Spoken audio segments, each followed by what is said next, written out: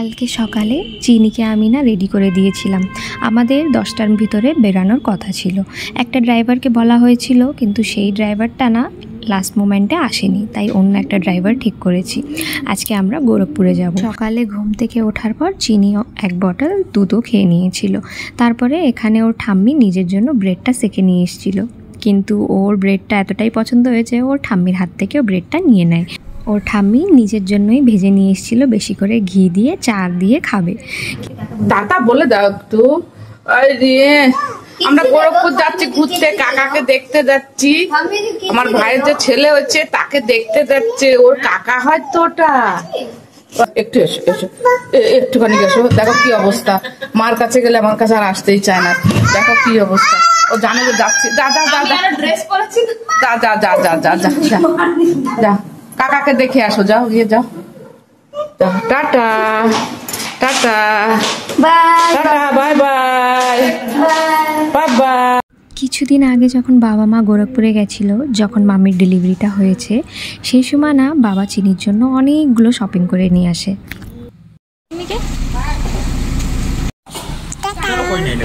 পুজোর উপলক্ষে যে জামাটা ওর দাদান কিনে নিয়ে এসছে ওটা একটু ছোট হয়ে গেছে, এখনই একদমই ফিটিংসের, তাই ভাবছি ওটাও চেঞ্জ করিয়ে দেবো। আর যে জুতোটাও নিয়ে এসছে ওটাও একটু ছোট হয়ে গেছে, তাই ওই দুটোই চেঞ্জ করাতে যাচ্ছি। জানো তো, মামা মামির অনেক দিন পরে একটা বেবি হয়েছে। কিছু মেডিকেল কন্ডিশনের জন্য ওদের বেবি কনসিভ হচ্ছিল না। আগে ওদের একটা বেবি গার্ল হয়েছিল, কিন্তু ওটা বেশি দিন আমাদের মাঝখানে আর থাকলো না। এখন অনেক অপেক্ষার পরে একটা বেবি বয় হয়েছে, আর আমরা সবাই তো ভীষণই খুশি। আমরা যখনই জানতে পেরেছিলাম যে মামি প্রেগনেন্ট, তখন আমাদের এক্সাইটমেন্টটা খুব বেশিই ছিল, কেন কি এটা সত্যি একটা খুব বেশি অপেক্ষার পরে এটা ওনার খুশি। চিনি না সামনে বসতে খুব ভালোবাসে, কিন্তু আজকে ওর বাবা একদমই সামলাতে পারছিল না, তাই আমাকে দিয়ে দিয়েছিল। আরও ঘুমিয়েও পড়েছে, ওর হয়তো ঘুমও পাচ্ছিল। সকাল সকালে এতই সুন্দর ওয়েদার ছিল, এত সুন্দর রোদ উঠেছিল, আর এখন দেখো একদমই মেঘ করে আছে। আমার না গাড়িতে বসলেই না খুচখাচ খিদে পায়, তাই ওকে বললাম কিছু একটা কিনে নিয়ে আসো, বসে বসে একটু খাই। তাই এই যে নিয়ে এসেছিল পপকর্ন, তাই এটাই বসে খাচ্ছিলাম। লাস্টবার আমরা গোরখপুরে এসেছিলাম যখন দিদি এসেছিল জুন মাসে শঙ্ককে নিয়ে, তখন আমরা সবাই মিলে না এখানে এই ওরিয়ন মলটায় এসেছিলাম। এখানেই আমরা গেম জোনে সারাদিন খেলা করেছিলাম, তারপরে এখান থেকেই খাবার দাবার খেয়ে শপিং করে বাড়ি ফিরে চলে গেছিলাম। খুব মজা করেছিলাম আমরা, তাই আজকে খুব মনে পড়ছিল যে এখানে আমরা কতটাই এনজয় না করেছি। আর এই যে এখান থেকে না আমাদের মেডিকেল কলেজ হয়ে যেতে হবে হসপিটালে, তো মেডিকেল কলেজ থেকেই রাস্তা। গোরখপুরের যে সিটি হসপিটালটা আছে তার পাশেই ওদেরও হসপিটাল, যেখানে মামির ডেলিভারি হয়েছে। আমরা ওখানেই যাচ্ছি। আমার যে দেওর আছে রাজ, আজকে ও গোরখপুরে আসছে। ওর আসার কোনোই প্ল্যান ছিল না, কিন্তু ফেসবুকে ও আমার পোস্ট দেখেছে যে আমরা গোরখপুরে যাচ্ছি, তাই ও চিনির সঙ্গে দেখা করতে আসছে। ও চিনিকে না খুবই ভালোবাসে, আর অনেক দিনই চিনির সঙ্গে দেখা হয়নি বলে ও গোরখপুরে আসছে। আর আজকে হয়তো মামিকেও ডিসচার্জ করে দেবে, মামিও আজকে বাড়ি যাবে। হসপিটালে আমরা ঢুকে গেছি, আর হসপিটালে ঢুকতে না ঢুকতেই না আমাদের মেশোর সঙ্গে দেখা হয়ে যায়, রাজের বাবা। আর মেশো আমাদের জানায় কি সেকেন্ড ফ্লোরে আছে মামির রুমটা, তা আমরা চলে এসেছি সেকেন্ড ফ্লোরে। আমরা আগে ভুল করে থার্ড ফ্লোরে চলে গেছিলাম, তারপরে আবার আমরা সেকেন্ড ফ্লোরে এসেছি। এসে দেখি মামা বাইরে দাঁড়িয়ে আছে। তারপরে আমরা রুমে এন্টার করি, আর ঢুকেই দেখি যে মামি সকালে ব্রেকফাস্টটা করছিল। আর এখানে মাসি আর আরেকটা মাসি এসছে, আমাদের মামির বড় দিদি, ওরা দুইজনে মিলে বাবুকে দুধ খাওয়াচ্ছিল। আর চিনি এবারটা এসে ভয় পাচ্ছিল না, ও সবাইয়ের কাছে ঘুরে ঘুরে ঘুরছিল। আর এই দেখো বাবুটা কি সুন্দর না হয়েছে দেখতে, ছোট্ট হয়েছে খুব।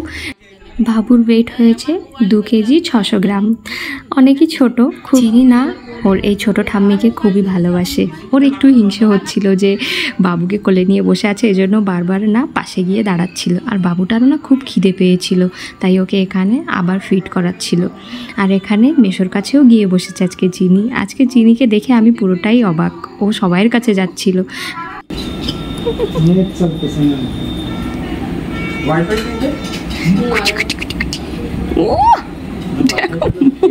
বানানোর মাছটা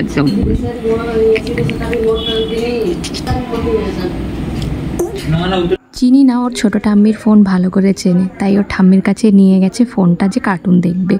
আর আমরা তিনজনে মিলে চলে এসেছিলাম পরে ক্যান্টিনে খাবার খেতে। তো খুবই খিদেও পাচ্ছিল, আর আজকে আমরা এখানেই খাবারটা খাচ্ছি। খাবার টাবার খেয়ে আমরা নিচে চলে এসেছিলাম। এসে দেখি যে চিনি ওর পুন্নি ঠাম্মির সঙ্গে অনেক গল্প করছিল, কোলে উঠে আর কারো কাছেই যেতে চেয়েছিল না।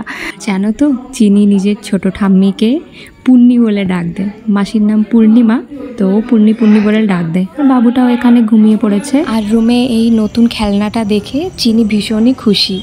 ও এটাও জানে যে এটায় বাটন ডায়াল করে তারপরে কল করতে হয়, তাই দেখে না সবাই অবাক যে এত বুদ্ধি কোথার থেকে এসছে। আজকালের জেনারেশনেরই না সব বাচ্চারাই একদমই অ্যাডভান্স হয়ে গেছে, তাই না? আমি বাবুকে এখনও কোলে নিতে পারিনি যে চিনি কান্না করবে, তাই ভাবলাম একটু লুকিয়ে গিয়ে কোলে নিও, এখানে ব্যস্ত আছে।